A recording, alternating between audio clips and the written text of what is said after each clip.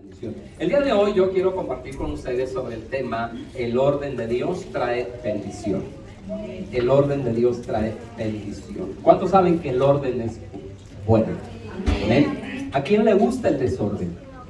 ¿A quién le gusta tirar la ropa ahí en el piso, los zapatos, aventarlos, los platos, no levantarlos? ¿A quién le gusta eso? A nadie nos gusta, ¿verdad? A nadie nos gusta. Pero lo que tampoco nos gusta es recogerlo. Bien, pero vamos a hablar sobre el tema del orden de Dios trae bendición. Quiero leer Malaquías capítulo 3, versículo 1 al 5. Y voy a leer estos versos, pero a la vez vamos a desarrollar toda la enseñanza sobre los 4 capítulos. Esto nos estará ayudando solo para tomarlo como base. Dice así: he aquí, yo envío mi mensajero, el cual preparará el camino delante de mí. Y vendrá súbitamente a su templo el Señor a quien vosotros buscáis. Y el ángel del pacto a quien deseáis vosotros, he aquí viene, ha dicho Jehová de los ejércitos. ¿Y quién podrá soportar el tiempo de su venida? ¿O quién podrá estar en pie cuando Él se manifieste? Porque Él es como fuego purificador y como jabón de lavadores. Y se sentará para afinar y limpiar la plata, porque limpiará a los hijos de Leví, los afinará como a oro y como a plata, y traerán a Jehová ofrenda en justicia. Y será grata a Jehová la ofrenda de Judá y de Jerusalén, como en los días pasados y como en los años antiguos.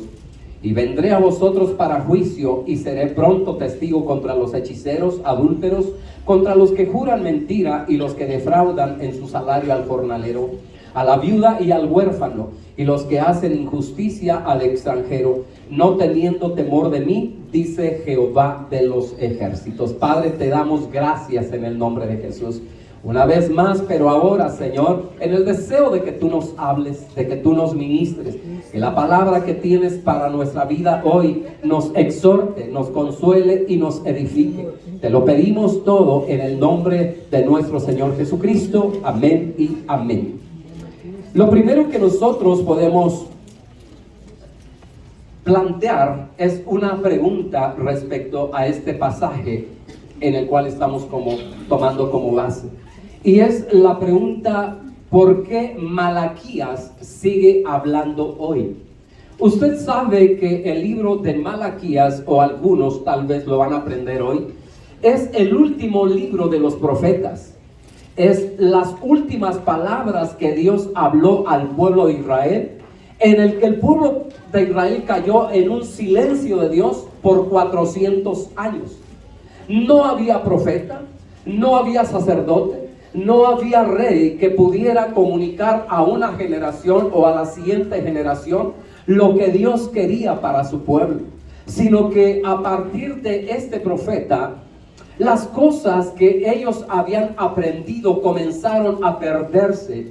Y es que cuando nosotros no repetimos a la siguiente generación los principios, los valores, estos se van distorsionando, se van alterando al nivel de que también se olvidan y se dejan de practicar.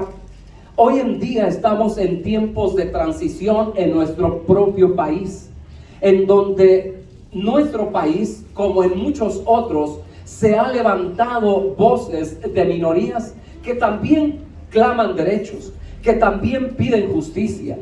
Pero la mayoría de las cosas que se están escuchando no tienen fundamento y no tienen principios y valores éticos realmente, sino que hoy cualquier persona se puede levantar y poder decir que se le respete porque él a sí mismo se ve animal, se ve gato, se ve perro, se ve dinosaurio.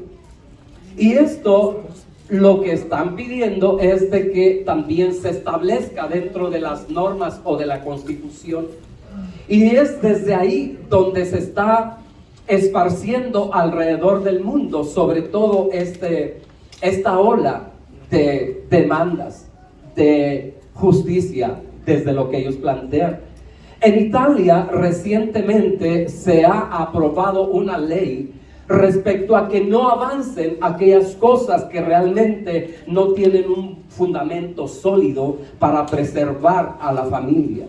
En otros países como El Salvador también el presidente se ha declarado o ha hecho el decreto respecto a ciertas prácticas que no convienen y que vienen de otros países para que no sean adoptadas ahí. Ahora bien, a nosotros nos corresponde el estar más sensibles a la voz de Dios y que no nos pase lo que al pueblo de Israel cuando dejó de escuchar la voz de Dios.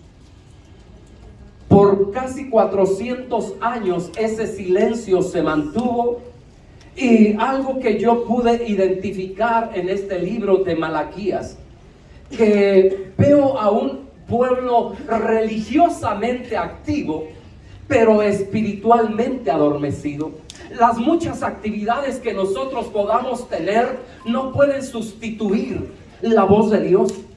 Las muchas actividades que nosotros podamos tener no son precisamente una adoración que nosotros le estemos dando a Dios, sino que nosotros debemos de estar claros en qué es lo que Dios quiere para que nosotros lo llevemos a cabo.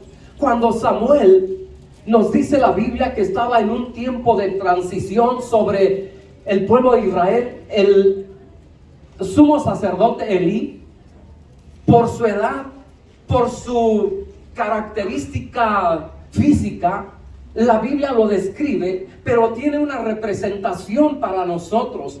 Era un hombre que había perdido la visión, y la Biblia dice que sin visión el pueblo perece.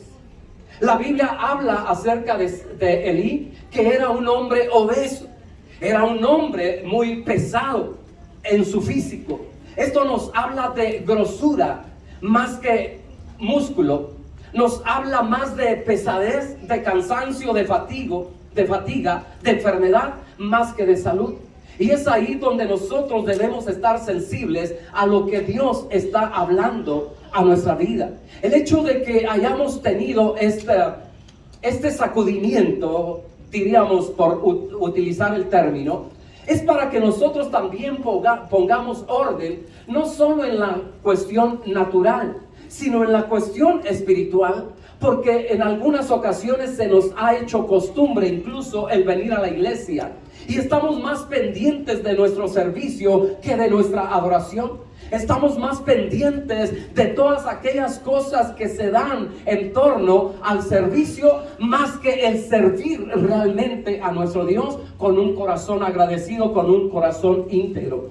Por eso es que el profeta Malaquías denunció prácticas que parecen normales, como cuáles. Denunció un corazón desordenado, que no tenía cuidado el hombre con la mujer. El hombre le había sido desleal a la mujer de su pacto. Aquella promesa que había hecho de cuidar, de atender, de sostener, ahora era por cualquier causa que se divorciara. Y es precisamente estas prácticas que llegaron hasta el día de nuestro Señor Jesucristo. Por eso es que a él le dijeron: maestro, ¿es bueno divorciar a la mujer por cualquier causa? Y Jesús se tuvo que ir al principio y les dice: al principio no fue así. Lo que tenemos que tomar nosotros es precisamente ese principio de la verdad. Ese principio de la palabra no es lo que me parece, no es lo que yo creo, no es lo que alguien más me dijo. Si eso tiene fundamento, amén, bienvenido. Pero si no tiene fundamento, yo tengo que ir a la palabra. El apóstol Pablo, cuando inició su ministerio y se estaba extendiendo su misión, su trabajo, llegó a cierto lugar, y aquel grupo de gente que comenzó a escuchar a Pablo, la Biblia dice que comenzó a leer, a ver si lo que Pablo estaba hablando tenía un fundamento en la ley, en el Pentateuco, en los Salmos, en los profetas. Y a este grupo lo identificamos como los de Berea. Ellos veían si realmente lo que Pablo estaba hablando tenía fundamento. Si era así, bienvenido Pablo, nuestro hermano, fiel ministro del Señor. Pero si no era así, Pablo se enfrentaba ante eso, gracias a Dios. Que el mismo apóstol Pablo dice, yo lo que recibí no fue ni por hombre, ni por voluntad de hombre, sino que lo recibí del mismo Señor Jesucristo. Esto lo menciona en el libro de Gálatas. Y es ahí donde también entra a este otro punto. Como líderes también debemos estar sensibles a la voz de Dios. No alimentarnos a nosotros mismos, no sacar un beneficio para nosotros, no buscamos el aplauso, no buscamos el reconocimiento, no buscamos que de alguna manera nos digan, ahí va, ahí anda. Si es que estamos dando testimonio de Cristo, testimonio de que el Señor es el que está actuando en nosotros, gloria a Dios, porque también el apóstol Pablo dijo, sean imitadores de mí, así como yo lo soy de Cristo. Amén. Pero si solo es para que nosotros ganemos reputación, fama, estamos equivocados en el oficio. Los líderes, y por eso leímos en este pasaje, habían abandonado los cultos, recibían del pueblo las ofrendas como ellos querían, traían un corderito manco, traían un corderito ciego, lo recibían, está bien. Ellos habían perdido la visión. Cuando en la ley estaba establecido que el cordero, el animalito que se ofrecía para el sacrificio, tenía que ser perfecto, porque estaba hablando y apuntando al sacrificio de Cristo. Cristo no estuvo incompleto. Cristo no tuvo alguna alteración física en su cuerpo, en su mente. Él estuvo alineado a la voluntad de Dios. Por eso Juan el Bautista, cuando lo vio después de haberlo bautizado, ahí el Cordero de Dios, ese Cordero que el mismo Isaac, el mismo Abraham se habían preguntado. Isaac le preguntó a su papá, la leña, el fuego y el Cordero. De repente vio aquel Cordero ahí en los matorrales. Ahí el Cordero. Y Juan el Bautista, casi 2000 años, dijo, ahí el Cordero de Dios que quita el pecado del mundo. Cristo en el Antiguo Testamento lo vemos reflejado en cada uno de los libros, en cada uno de los sacrificios que estamos estudiando el libro de Levítico los días martes. Y vemos cada uno de esos sacrificios cómo estaba señalando al verdadero sacrificio de Cristo, para que cuando el sacrificio de Cristo fuera llevado a cabo, cuando se cumpliera, entonces ya no hubiera más sacrificio por el pecado. ¿Qué otras cosas señala el profeta Malaquías? Cultos sin honra. Cultos sin honra. Nosotros tenemos que hacer esa evaluación. De repente también como predicadores o como ministros, que nos estemos aquí, imagínense que yo me estoy transmitiendo a mí mismo, ¿no? Ahí está la transmisión. Y yo aquí con un monitor mirándome. ¿Qué estoy haciendo? Entonces tengo que tener cuidado. Cultos sin honra, ministros sin temor, matrimonios quebrados, matrimonios rotos. Y no hablo de que ande con una o con otra, sino que directamente no la trata bien, no la cuida, no la procura. Tener ese detalle con la esposa, con el esposo, que la mujer pueda sujetarse al marido, pero el marido pueda cuidar, pueda tener esa atención para con su mujer, así como nosotros los varones con Cristo. Cristo es nuestra cabeza, a Cristo le vamos a dar cuentas de nuestro hogar. Habían caído en un desorden matrimonial, conyugal, matrimonios quebrados, diezmos retenidos y una fe tibia. Diga conmigo, una fe tibia. ¿Saben que estamos viviendo estos tiempos ahora? Donde cualquier cosa nos mueve, cualquier cosa nos altera. Alguien nos hizo mal, alguien nos torció la boca, como cuando yo le decía a mi abuelita, vivía con ella en un tiempo, a los 8 años. Mira, mi hermano me torció la boca, yo te la veo igual, me decía. Abuelita, me sacó la lengua, yo te la veo en su lugar. ¿Sí? Pero era una forma en la que nos comunicamos, ¿verdad? ¿A cuánto le sacaron la lengua? En la iglesia también pasa, pero no porque me tuerza la boca o porque me saquen la lengua me voy a ir de la iglesia, porque al que vengo a buscar es a Cristo. Amén. El mensaje esencial en la vida de Malaquías es: arreglen su corazón. para que la presencia de Dios pueda manifestarse. Eso es lo que yo busco. Al igual que usted, en algún momento yo he tenido tropiezos en la iglesia con algún hermano, alguna hermana. He tenido caídas. Pero la caída, el tropiezo, no es para que yo me aleje de Dios, no es para que yo deje de congregarme, sino para que yo, a pesar de esa caída, de ese tropiezo, yo me pueda levantar buscando y poniendo mis ojos en Cristo Jesús. Porque Él es el que me dio la vida, Él es el que me llamó, y si yo estoy en este lugar es por Él. Ese mismo llamado es urgente para la iglesia moderna, para la iglesia actual. Por eso es que la voz de Malaquías no fue para hace 2400 años que vivió él. Este mensaje de Malaquías nos sigue resonando aún, sigue retumbando a nuestros oídos. Punto número 1, Dios confronta nuestro corazón.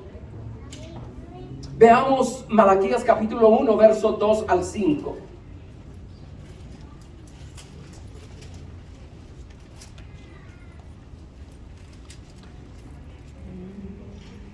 Malaquías capítulo 1, verso 2 al 5.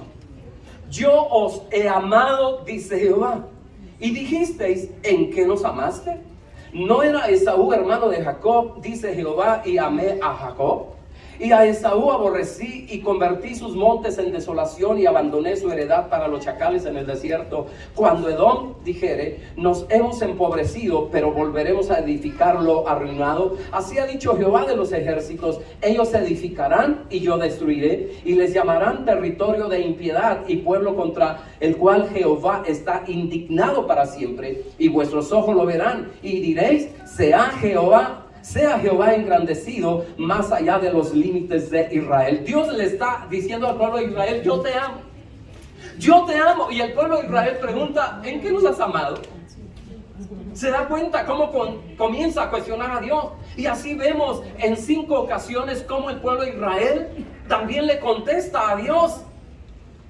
¿Alguna vez su hijo le ha contestado por algo que usted ha dicho? Por algo que ha instruido, ha ordenado, y de repente le contesta. ¿Alguno ha pasado por eso? ¿Sí? Ahora, ¿usted como hijo lo hizo? Entonces estamos igual. Pero delante de Dios hacer eso de ninguna manera. En algunas ocasiones nosotros ofendemos a Dios. ¿De qué forma? Cuestionándolo. Yo diría, estoy solo. Estoy solo. Una cosa es sentirte solo y una cosa es realmente estar, y otra cosa es estar solo, porque nunca has estado solo. El Señor ha estado contigo aun cuando tú pecas y cuando yo peco también. Porque si yo señalo así, igual también para mí hay, ¿verdad? Entonces estamos en la misma condición. No puedo decir que estoy solo, porque el Señor prometió que aunque padre y madre me dejen, con todo el Señor me recogerá. No he estado solo, aunque pueda sentirme solo físicamente. No tengo a mi padre, no tengo a mi madre. Ahora tengo una esposa, tengo hijos y los tengo a ustedes también. Gracias a Dios. Entonces Dios inicia declarando, yo os he amado. Y el pueblo de Dios responde, ¿en qué nos amaste? Aquí la pregunta sería también, ¿está creyendo el pueblo de Dios? ¿O realmente se están dejando mover por la incredulidad y la queja que está reflejando su propio corazón? La relación con Dios inicia con la convicción de su amor. Es imposible, sin fe es imposible agradar a Dios. De manera que el que se acerca a Dios debe creer que le hay y que Él es galardonador de los que le buscan. Es lo que nos dice el libro de Hebreos 11:6. Entonces es imposible. Cuando yo vengo a la iglesia, lo hago por fe. Cuando yo adoro, cuando yo levanto mis manos, lo hago por fe. Cuando yo salto, cuando yo alabo, lo hago por fe. No es para complacer y que el grupo de alabanza diga, ay, hoy fluyó la presencia de Dios. Cuando en ocasiones tal vez solo estamos motivando, ¿verdad? Pero tanto los que ministramos como los que venimos para unirnos a esa administración, debemos hacerlo por fe. Malaquías nos está llevando a que tengamos una corrección espiritual y nos lleva a que nosotros podamos tener esa convicción y esa revelación del amor de Dios en nuestra vida. En la carta a los Efesios, Pablo les habla de la importancia del amor y nos dice que nosotros, habiendo sido predestinados, fuimos también adoptados como hijos de Dios para alabanza de la gloria de su gracia. Y es aquí que nosotros debemos de tener claridad en cuanto a lo que hacemos. Mientras estábamos llegando aquí al lugar y veía a cada una de las personas que iban llegando a diferentes horas, el Señor me estaba llevando también a tener un trato más cercano, más especial con usted. ¿Sabe por qué? Porque muchas veces usted viene a la iglesia. Con algunos entablamos más amistad, más intimidad. Llegamos a una relación ya no solo de hermanos en Cristo, sino de amigos. Y dentro de esa amistad también nos conocemos en nuestras debilidades. Pero ¿cuántos solo llegan a la iglesia? Termina el servicio, el sermón y se salen y no sabemos si van a volver. ¿Por qué? Porque no conocemos su vida. No hemos hecho esta amistad con las personas.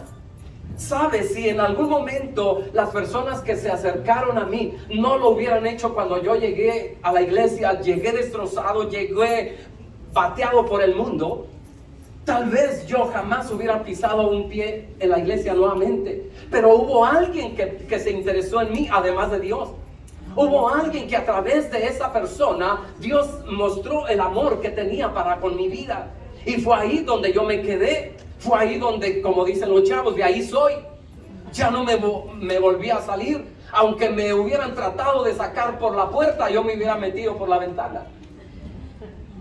Porque no puedo separarme del amor de Dios que es en Cristo Jesús. Lo segundo que nosotros consideramos en esta palabra del profeta Malaquías es un culto sin honra. Ya lo mencioné, culto sin honra. Una adoración que Dios no acepta, donde cada uno le quiere dar a Dios lo que sea. ¿De qué manera uno lo puede hacer o lo estamos haciendo? Se recuerda que el pueblo de Israel traía su corderito. A ver, ese agárralo, tiene la pierna mocha, tráetelo. Y vayamos al templo y le ofrecemos, sacerdote, mire, esto fue lo que le encontré para el sacrificio. Lo puede ofrecer, sí, el sacerdote lo tomaba, manquito, está bien, no hay problema. Espiritualmente, algunos estamos caminando mancos, porque tenemos un compromiso con la iglesia, pero no estamos al 100 con la iglesia, o con Cristo, mejor dicho. El domingo estamos adorando, gloria a Dios, alabado sea el Señor, danzando, y el sábado estamos danzando, pero en otro lugar. O nuestra boca la estamos utilizando para maldecir. La estamos utilizando para hablar en doble sentido. Hay cristianos que todavía no han rendido esa área de su vida al Señor y se complacen, se ríen, donde hay conversaciones en doble sentido. Una de las cosas que en mi vida pasó fue precisamente, yo era una persona mal hablada. Lo usaba todo en doble sentido. Yo me documentaba con chistes para contar. Yo me documentaba en películas. Y lo primero que cambió en mi vida fue eso. Las personas con las que yo hacía o teníamos ese ambiente comenzaron a hacer lo mismo, pero yo puse mi barrera. Y les dije, ya no puedo convivir de esa manera. Siempre serán mis amigos, serán mis compañeros de trabajo, pero ya no puedo hablar lo mismo que en otro tiempo hablaba. Y fue así como que, a ver, ¿de qué me estás hablando? Con el tiempo se dieron cuenta que mi vida no era algo religioso, sino que realmente había producido un cambio. En la vida del apóstol Pablo, cuando él comienza a predicar, la gente huía de él. Que perseguía a los cristianos ahora dice que él es parte de ellos. Y no se juntaban con él hasta que vino Bernabé. Y entonces miró a Pablo, a Saulo de Tarso, cómo compartía, cómo defendía la fe. Y entonces dijo, este es de los nuestros, pero le hace falta un acompañamiento, le hace falta un discipulado, le hace falta una mentoría. Al principio Bernabé lo tomó, y eso es lo que necesitamos en la iglesia. Persona que llega a la iglesia, no sabemos en qué condición llega. Puede venir mal vestida o puede venir bien vestida. El corazón no lo sabemos. Pero en el momento en que nosotros nos acercamos, es el conocer qué hay realmente en su corazón y ayudarle, así como nos ayudaron a nosotros, así como nuestro matrimonio pudo haber estado destruido y ahora Dios nos ha restaurado. Así es como también podemos ayudar a otros a que vean que Dios puede hacer algo con su vida. Amén. Los sacerdotes ofrecían sacrificios de animales ciegos, de animales cojos, de animales enfermos, y lo hacían por costumbre. Hebreos 10:25 dice que no debemos dejar de congregarnos como algunos lo tienen por costumbre. Aquí yo entendería dos grupos. Hay personas que no vienen, sino que lo hacen esporádicamente, pero hay personas que venimos y lo hacemos por costumbre. Perdemos de vista lo que debemos hacer. Estamos más pendientes de otras cosas, menos de ese momento para venir y, como decían, recargar pilas. Aparte de lo que nosotros debemos de tener también en nuestro tiempo devocional, porque el tiempo de oración congregacional, esa es una parte en la que nos edificamos, pero la parte individual, ahí también la necesitamos. Entonces el venir por costumbre se me ha hecho así. Ya me levanto en automático, hoy es día de culto, vayámonos al culto, y no adoramos como deberíamos adorar. Dios no recibe adoración ofrecida sin respeto, sin honra.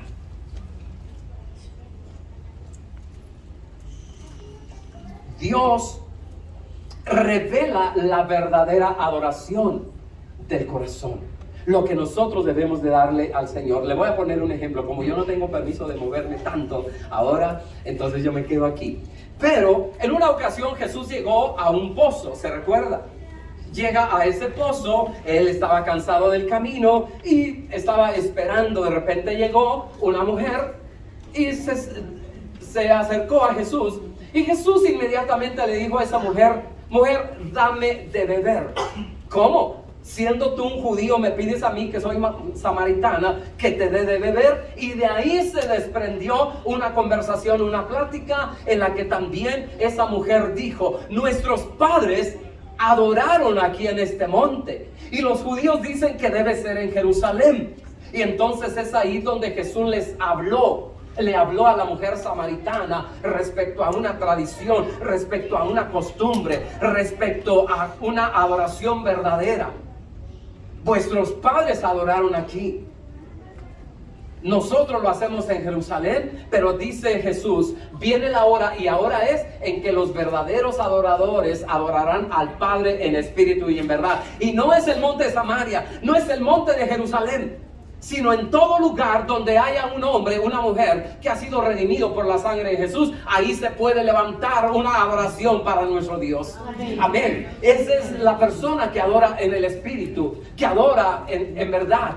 No solo es estar aquí en la iglesia. Mi canto no es una adoración como tal. Mi canto es una expresión a través de la cual yo puedo adorar. Pero también puedo adorar sirviendo en la tienda. También puedo adorar cuando con respeto y amabilidad atiendo a una persona, que hoy, dicho sea de paso, le pedí a Carlos que cuando comenzara a llegar las personas, que por favor las fuera colocando dependiendo el número de personas o de familia que era.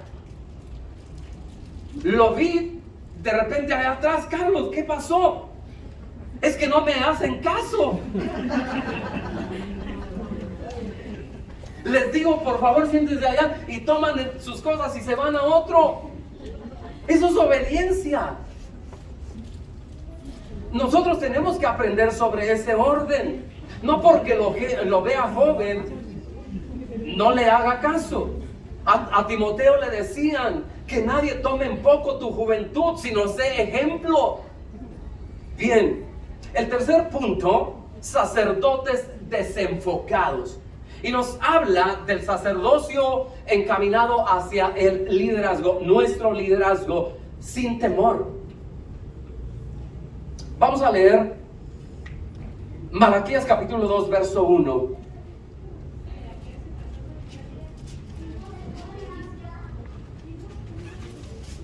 Y dice así: ahora pues, verso 1, ahora pues, oh sacerdotes, para vosotros es este mandamiento: si no oyereis y si no decidís de corazón dar gloria a mi nombre, ha dicho Jehová de los ejércitos, enviaré maldición sobre vosotros y maldeciré vuestras bendiciones, y aún las he maldecido,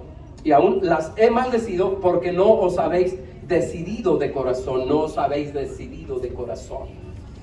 Es una palabra fuerte que el Señor está hablando al pueblo de Israel. Para nosotros es hacer volver nuestro corazón al Señor, es hacer las cosas para nuestro Dios.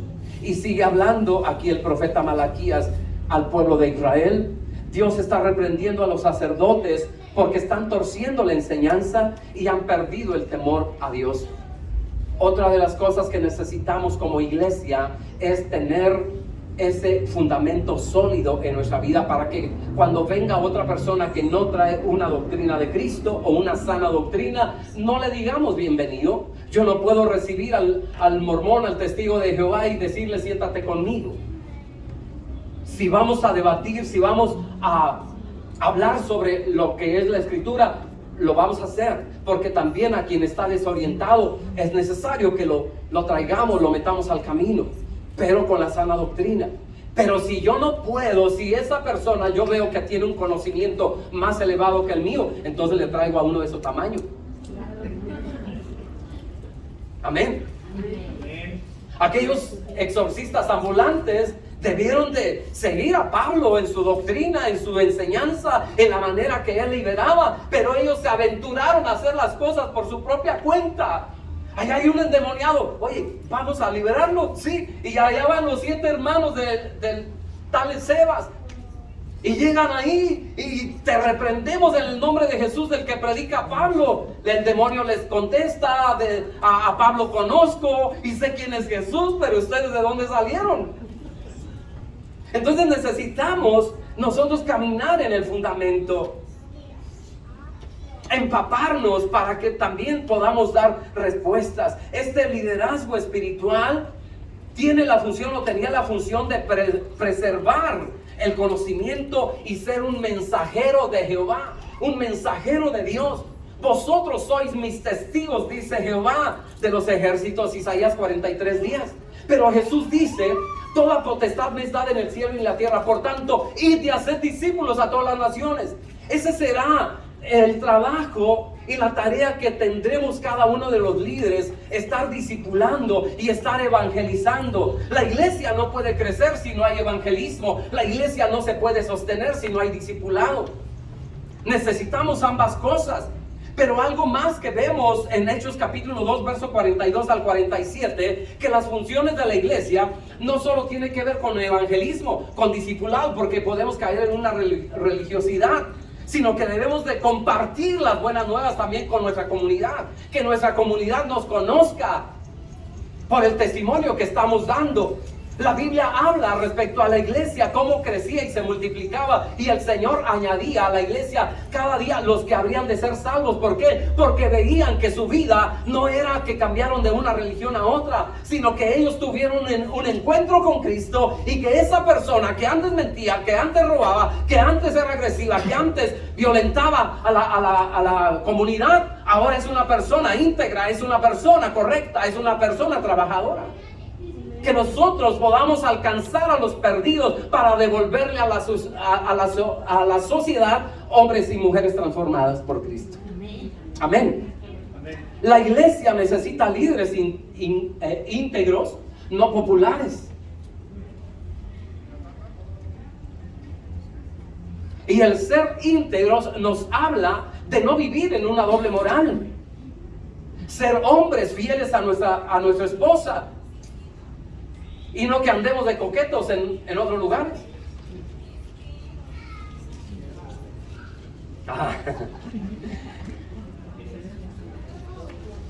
Igual puede ocurrir en la mujer. Pero este mensaje no va solo para los adultos. Este mensaje va también para los chavos. Hay chavos de entre 12, 13, 14 años Y ya andan con una, con otra, le llaman el picaflor. Entonces no tiene que ver solo con las personas mayores. Me comentaban acerca de una persona de 84 años que todavía se le va la visión como si tuviera ojos extraviados. ¿Sí? Viejito, pero todavía sigue ahí que la vista se le pierde. Punto número 4, matrimonios quebrados. Y aquí nos está hablando de la infidelidad espiritual también. No solo de la natural que nosotros podríamos tener, sino de la infidelidad espiritual. El pueblo estaba profanando el pacto matrimonial. El divorcio era cada vez más común. Hoy en cada uno de los matrimonios que se están casando, la probabilidad de que se mantengan, es de 2 a 5 años.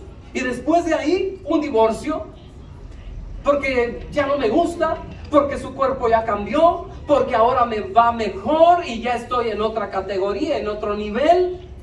Y tantas cosas que nosotros podemos añadir. Entonces el divorcio en aquel tiempo comenzó a ser cada vez más demandado. Y obviamente más injusto. Señor, repito, Señor, ¿es bueno divorciar a la mujer por cualquier causa? Y si la mujer le hubiera dicho lo mismo al Señor, Señor, ¿es bueno divorciar al marido por cualquier causa? No escuché. Pero esa pregunta le hacen a Jesús. Jesús no le responde desde el propio corazón, aunque su corazón era íntegro, pero él respondió con la palabra. Al principio Dios los hizo varón y hembra. Entonces, ¿por qué Moisés lo permitió? Una cosa es el permiso y otra cosa es el mandato. La ley establecía tal cosa. ¿Por qué la ley fue en un momento así de débil? Lo permitió por la dureza del corazón, para que el hombre no maltratara, no acabara íntegramente con la mujer, porque no solo violentaba a la mujer en el área sexual, sino también en la parte económica, en la parte física. Hoy vemos y nos damos cuenta de eso. Hay pastores, hay líderes que en un momento aconsejan: ese varón es alcohólico, es drogadicto, es violento. Aguántate, es tu cruz.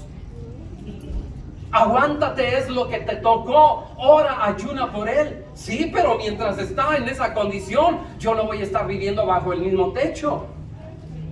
Porque también algo que está quebrantando ese hombre o la mujer. Yo conocí a una mujer que estaba en el pentatlón y al que le iba mal era al pobre hombre. Ella era una mujer así, bueno, así. Y el hombre era más bajito. Y el hombre era el que llegaba, golpeaba a la iglesia. Y eran los dos ujieres. La ruptura matrimonial muchas veces no se da cuando hay una firma legal, sino que el matrimonio ya viene roto, ya viene con fracturas, aún viviendo juntos. Hay quienes pueden vivir juntos pero en camas separadas.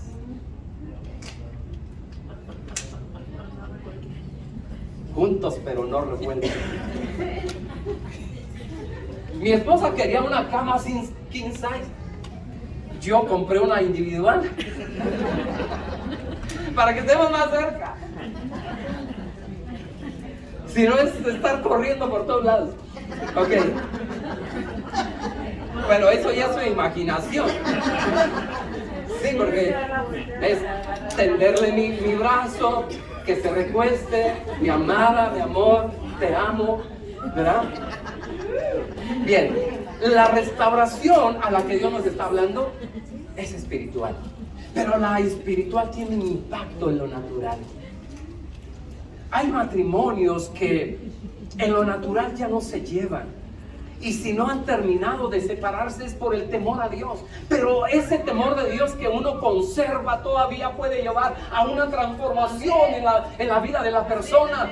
Has dejado de creer en Él, has dejado de creer en ella. Dios puede hacer un cambio en su vida. Lo que nosotros leímos en Malaquías 3 es que dice: he aquí yo envío a mi mensajero delante de su faz para preparar camino delante del Señor. Antes de que el Señor traiga juicio, va a traer misericordia para que aquel o aquella que ha fallado delante de Dios pueda volver su corazón al Señor. Quiero decirle que en ese sentido, yo también de repente he fallado. Cuando veo las lágrimas de mi esposa, digo: chin, la regué. Más han sido las veces que yo he visto llorar a mi esposa por algo que yo haya hecho o haya dicho, y que no era precisamente la palabra acertada en ese momento, porque hay ocasiones que aunque no digamos cosas malas, pero las decimos en el peor momento.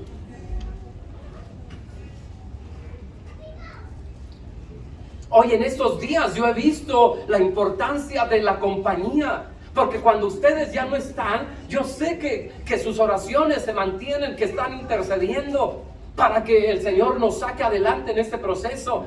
Pero a la que veo al lado es a mi esposa. Ella llora conmigo, ella vive esta carga conmigo, pero también vive este tiempo de adoración, este tiempo de gratitud, porque sabemos que Dios nos ha llamado para esto y nada nos va a hacer renunciar, nada nos va a hacer retroceder. Vamos a seguir firmes en el Señor. Dios nos llamó juntos a esta tarea, y en esta tarea vamos a continuar hasta que Dios lo permita. Y gracias a Dios por la vida de cada uno de ustedes, porque también hemos sentido su respaldo. La queja, siguiente, la queja del pueblo. ¿Dónde está la justicia de Dios? En este momento diríamos: ¿y dónde está Dios? Dios sigue en el trono. Y Dios nos ha permitido conocer a personas en este tiempo también, que nos están haciendo saber que están con nosotros, que lo que necesitemos, ahí estarán. Tuvimos una visita ahí en la Cámara de Diputados. Entramos ahí a esa Cámara de Diputados. Hay un diputado que está orientado a ayudar a las iglesias cristianas que pasan también por algunas situaciones. A nosotros se nos ha negado un permiso para estar ahí predicando en Azcapotzalco, en el jardín. Se nos ha negado el estar en plazas o en áreas públicas. Este diputado tiene esa capacidad y esa conexión para pedir permisos y para que nos abran puertas. Recientemente en el Toreo, no sé quién se enteró, en el Metro Toreo, hubo ahí un ministerio que se estableció dentro del metro y comenzó a predicar, y comenzó el grupo Alabanza a ministrar. Aquello parecía un concierto, y no de gente cristiana precisamente, sino de personas que les llamaba la atención la música y que están hablando y que están diciendo. Sabe que hay gente curiosa en ese sentido, ¿verdad? Pero Dios comenzó a traer a las personas, y algunas recibieron ahí a Cristo. Este diputado Hugo Eric Flores, que Dios lo bendiga, y nos ayudó también el ingeniero que trabaja a la par. Él es el que tramita los permisos de Marcha de Gloria. Entonces imagínense los permisos que nos puede ayudar también. Él nos decía si hay la posibilidad de pedir un documento a esta secretaría, se las vamos a pedir para que ustedes tengan el respaldo y ustedes puedan seguir celebrando sus servicios sin ningún problema. Gloria a Dios por eso. Pero el pueblo de Dios en algún momento levanta su voz pensando que Dios no está con él. ¿Dónde estuvo Dios cuando viviste ese abuso? ¿Dónde estuvo Dios cuando viviste ese asalto? ¿Dónde estuvo Dios cuando viviste ese accidente, ese asalto, ese secuestro? ¿Dónde estuvo Dios? Dios estuvo ahí también. De alguna manera Dios se manifestó. Tal vez lo que nosotros queríamos era algo más palpable, pero Dios, si tú y yo estamos aquí, fue por la gracia de Dios.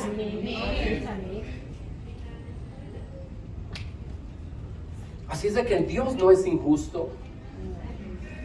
El corazón endurecido puede llevarnos a decir que Dios es injusto. Yo siempre he sido un creyente, aunque hubiera sido en otra religión, siempre he creído en Dios. Pero yo le decía a los 5 años, a los 6 años, ¿por qué Dios se llevó a mi mamá? ¿Por qué mi mamá tuvo que morir? Preguntas que muchas veces no tienen respuestas. Pero aún a pesar de que yo no pueda tener entendimiento, no pueda saber exactamente el por qué mi mamá murió a los 4 años, yo creía que me había abandonado, pero yo no fui el único, fuimos 7. Mi mamá murió de 32 años, éramos 7 hijos. Yo creo que se la llevó para no tener más. No, la gracia de Dios. La gracia de Dios. Pero yo me sentí así. El último que quedó fue de 1 mes de nacido. Y el último fue por cesárea. Y la cesárea fue por mala práctica de los médicos. Porque al cerrar la panza, le dejaron las gasas, los trapos adentro. ¿Fue Dios injusto? Los que tuvieron mala práctica fueron los médicos. Pero Dios sabe por qué. ¿Cuántas cosas nosotros nos hemos quejado? Dios es injusto.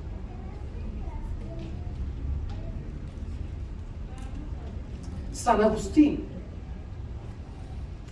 aunque el san se lo quitamos y lo podemos considerar dentro de los padres de la iglesia de los primeros 500 años.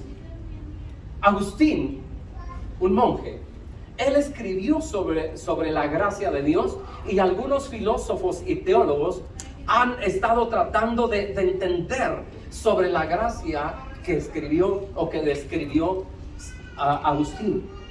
Y Agustín escribía respecto a la fornicación y al pecado sexual, diciendo lo siguiente: yo no he caído en adulterio, decía él, yo no he caído en fornicación, porque aún estando el lugar y el ambiente adecuado, la gracia de Dios me guardó. Yo no caí en adulterio o fornicación, porque aún estando el lugar, estando el ambiente, estando la persona y estando el tentador, yo no caí por la gracia de Dios. Y él concluyó exactamente en las palabras que dijo San Pablo, ya que le estamos poniendo los san a los hombres de Dios. Dijo el apóstol Pablo, 1 Corintios 15:10, yo soy lo que soy por la gracia de Dios. Amén. Le damos un aplauso al Señor.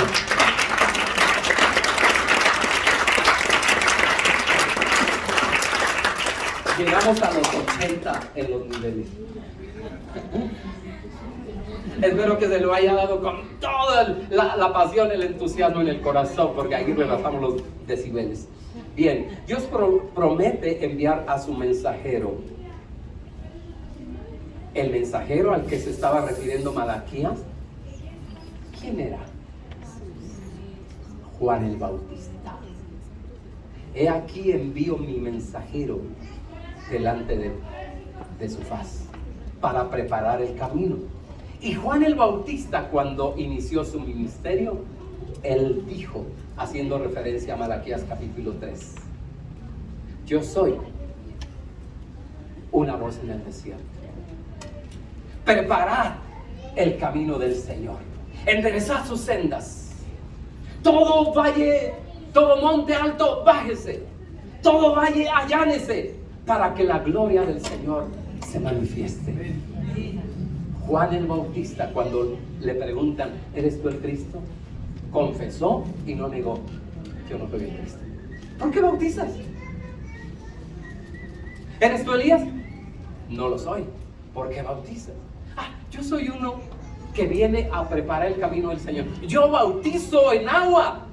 Aquellos que no se han bautizado tienen que bautizarse ya. El bautismo es urgente. Yo bautizo con agua para arrepentimiento para perdón de sus pecados. Pero el que viene detrás de mí, Él les bautizará en Espíritu Santo y fuego. Estaba preparando el camino del Señor. Punto final. Es la 1 de la tarde. Punto número 6. Finanzas desordenadas. Vamos a leer Malaquías 3, 6 al 12.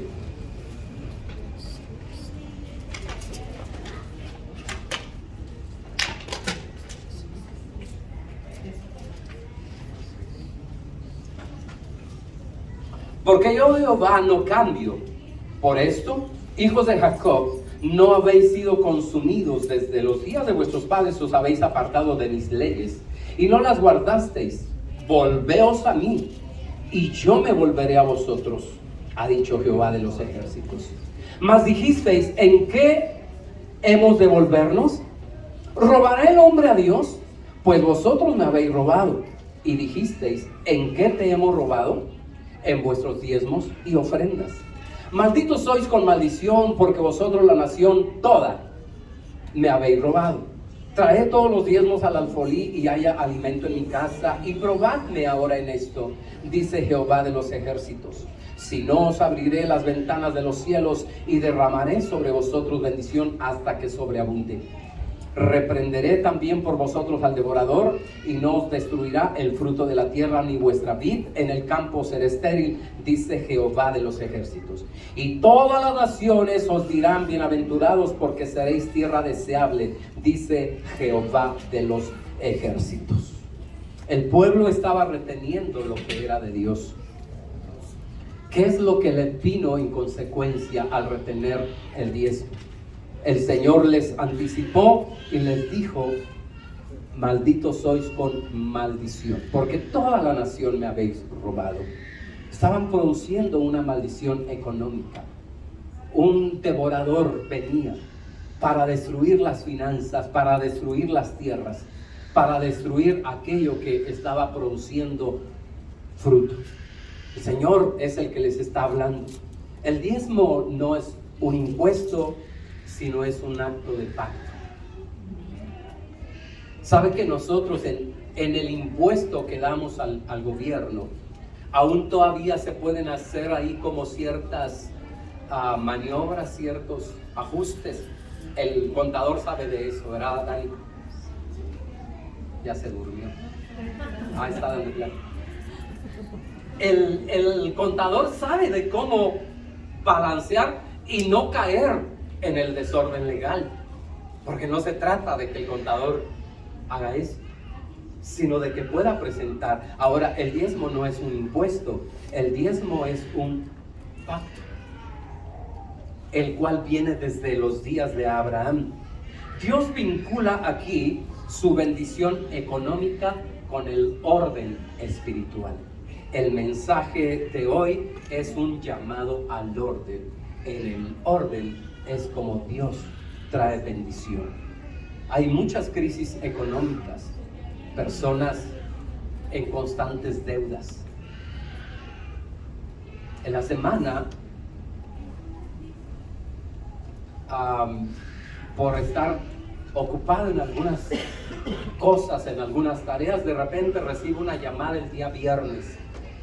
Y es un recordatorio para que pueda pagar lo que en el mes en corriente o en el mes se ha generado un saldo mínimo, pero usted sabe que si uno no paga en el día, al siguiente día ya le cae el cobro por el interés del adeudo o del que no hemos cubierto el saldo de esa tarjeta de crédito. Y me dieron 2 días para hacerlo. Imagínense si yo me espero al día de hoy. Voy a pagar más. Por eso es que comprar a crédito, uno tiene que uno tiene que sentarse primero si uno puede pagar o no. Mejor es que uno pague al cash. ¿Sí? Pero si puede usar la tarjeta, úsela bien. Y no después termine pagando más de una televisión que podía haber costado 3,000 pesos, ahora le salió en 7,000. Los que sacan crédito en Coppel y Electra, eso paga. Ok, ya hice el comercial y Salinas ni me va a dar nada. ¿Cuál es la aplicación general para la iglesia que quiere orden? ¿Cuántos quieren orden? Mire, esto, Dios nos ha hablado de muchas maneras, pero Dios nos está hablando a que estemos en el orden. Jaime decía, mientras él estaba cantando y exhortando, la puntualidad, por ejemplo, la obediencia, la fidelidad, la lealtad, se la debemos a Dios, pero también la debemos a la comunidad a la que servimos también. Una de las cosas que he tenido y que he visto también en otros ministros es que, por ejemplo, cuando nosotros somos invitados a otra congregación, no somos personas de las que preguntamos, oye, ¿y a qué hora comienza la prédica? A las 12. Ahí te veo, llego a las 12. No, sino que preguntamos a qué hora comienza la reunión. A las 10:30. Ahí estoy a las 10:30. Para estar desde cómo va llegando la iglesia, cómo oran, por qué oran, lo que cantan, por qué lo cantan, y ya después lo demás. Hace 8 días estuvimos en el aniversario de nuestro hermano Roberto. Roberto, ¿a qué hora es el servicio? A las 11. Ahí estamos a las 11. Llegamos, había unos poquitos nada más. Le digo, pastor, ¿a qué hora inicia el servicio?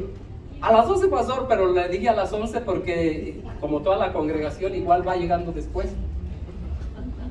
Desorden. Robert, ¿me estás viendo? Revisar, número 1, revisa el corazón, no solo la actividad religiosa. No vamos a tener más actividades religiosas pensando que tenemos un avivamiento, una vida espiritual realmente poderosa. Esta iglesia debe reconocerse por la intimidad, por la obediencia a nuestro Dios. Corregir la adoración es devolverle el honor a Dios. No estar aquí solamente o en el área en la que estemos haciendo las cosas solo por hacerles. Hagámoslo de corazón, como para Dios. Mostremos un corazón íntegro, un corazón correcto. Ahora, esto no significa ser perfectos. Hay muchas cosas en nosotros que seguimos rindiendo delante del Señor. Señor, obra en mi vida en esta área. Esta área te la entrego, esta área necesito restaurar la enseñanza. Una de las cosas en las que hemos insistido es precisamente eso. Yo hoy hacía la invitación a una persona, oye, ¿y tu Biblia? Porque de repente ya nos acostumbramos a venir a la iglesia. Si pasan ahí en la pantalla, está bien, pero ahora que no tuvimos pantalla, ¿de dónde leo? Y tampoco soy sociable como para juntarme ahí con el que está al lado. Entonces, traigamos la Biblia. Sanar el matrimonio y la familia. Esa es la base de la vida espiritual y de la sociedad misma. Esta iglesia, esta familia o este pueblo, esta sociedad cada vez se está pervirtiendo más. ¿Saben que la Ciudad de México y el país en general es uno de los países más liberales en ese sentido? A pesar de que el 85% de la comunidad es católica, pero es la que está más abierta a las comunidades y filosofías que el mundo está proponiendo hoy. Y debería de ser la más arraigada, la más aferrada a defender sus tradiciones, a defender sus costumbres. Y no es así. Pero la iglesia tiene que alzar su voz. ¿En dónde? Delante de Dios. Clamar por eso. Y finalmente, vivir como un remanente fiel. Yo les quiero pedir que se ponga de pie, por favor. Dios nos está llamando a que pongamos nuestra vida en orden. Y dentro de este orden, el Señor nos dice en este mismo libro de Malaquías, he aquí que yo enviaré al profeta Elías antes de que venga el día grande y terrible del Señor. La venida del Señor es en dos maneras. Las hemos comentado, las hemos estudiado. La primera venida del Señor ya fue cuando Él vino en su ministerio. Entre la primera y la segunda venida hay una venida secreta, a la cual nosotros la llamamos arrebatamiento.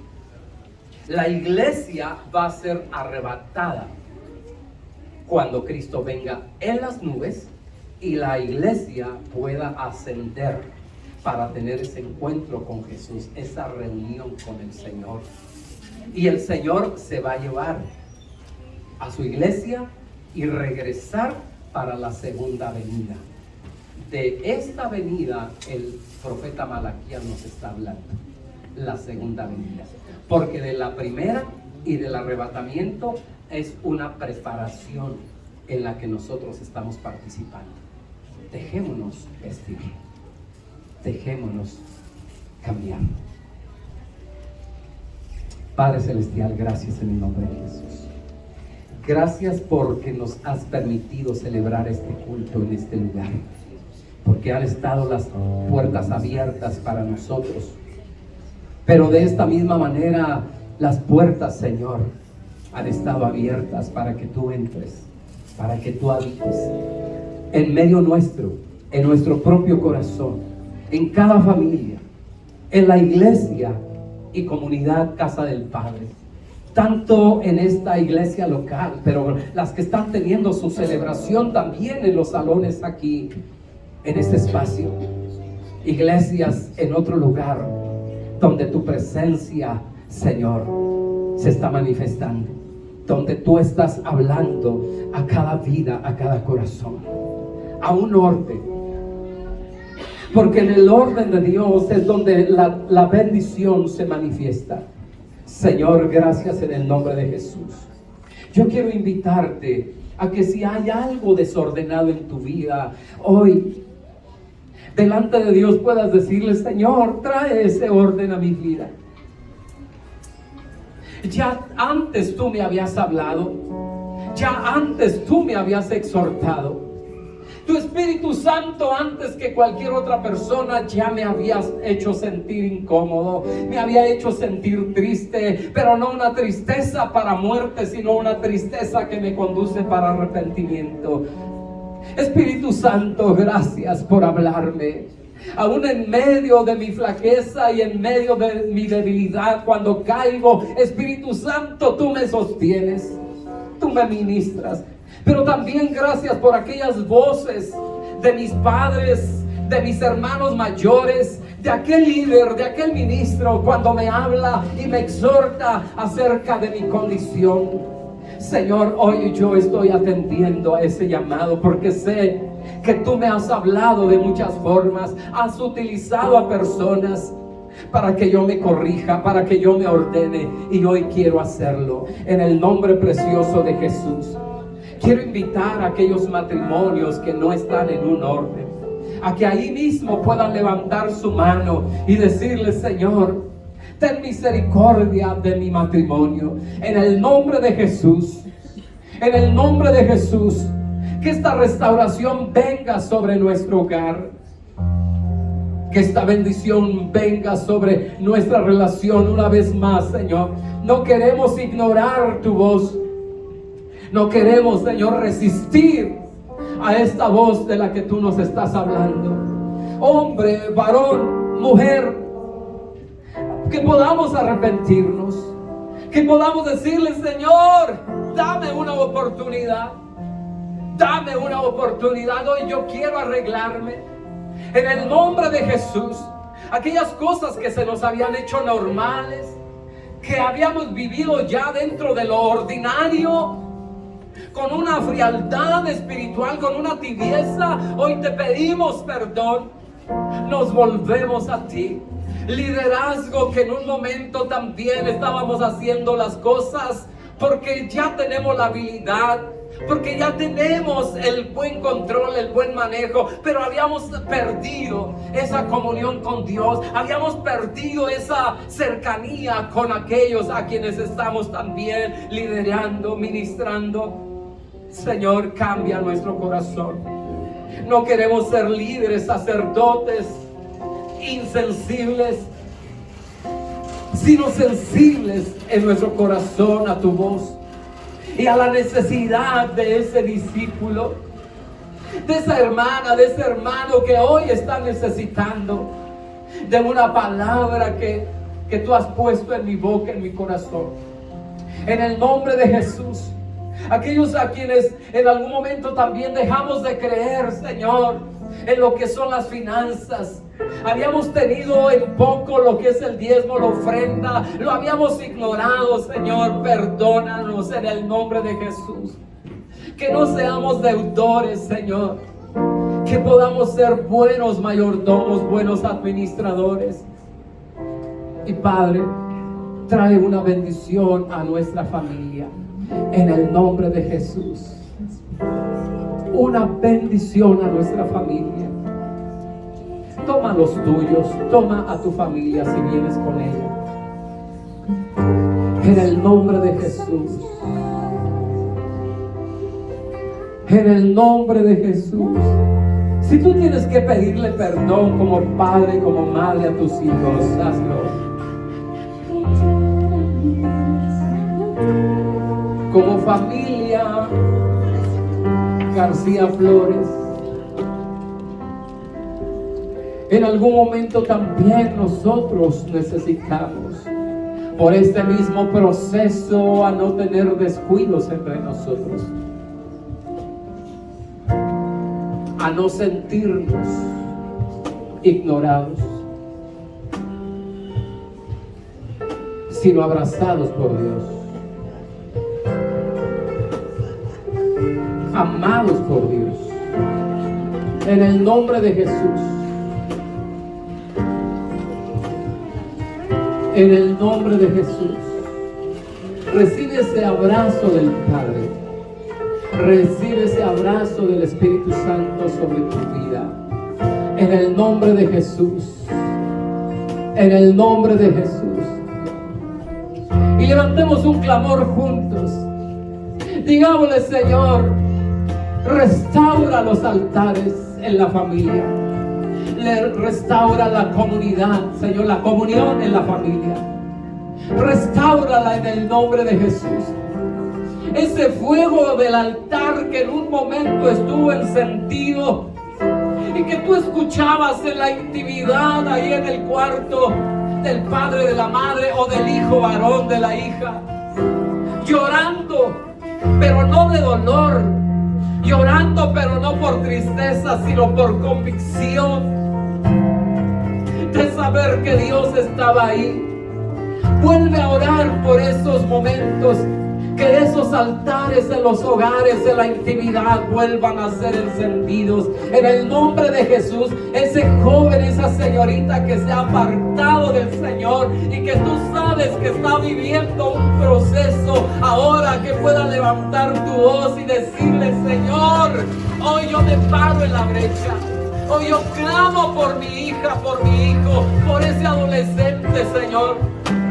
Clamo por sus vidas en el nombre de Jesús, porque el devorador no va a venir, Señor, a apagar su fuego, su fe.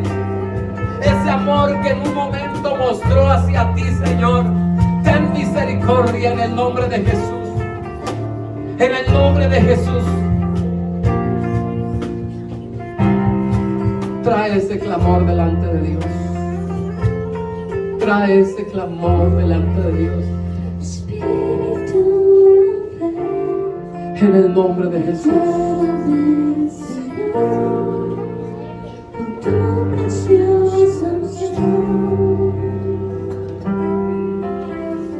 Ven, Espíritu, ven y lléname, Señor, con tu preciosa unción. Purifica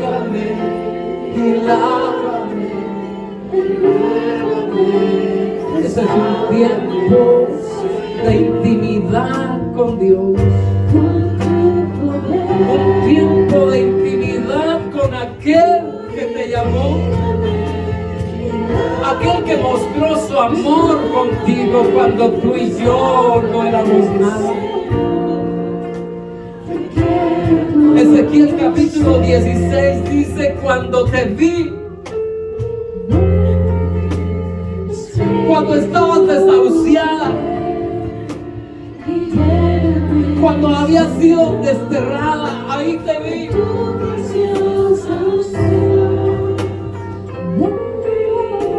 El gran amor de Dios sobre tu vida y mi vida, para llevarnos a una restauración, para llevarnos a una reconciliación. No digas es el pecado tan grande, porque es más grande la misericordia de Dios. En el nombre de Jesús.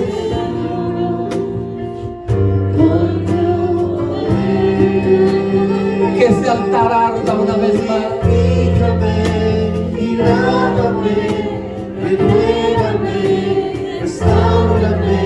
Que ese altar vuelva a arder. En el nombre de Jesús.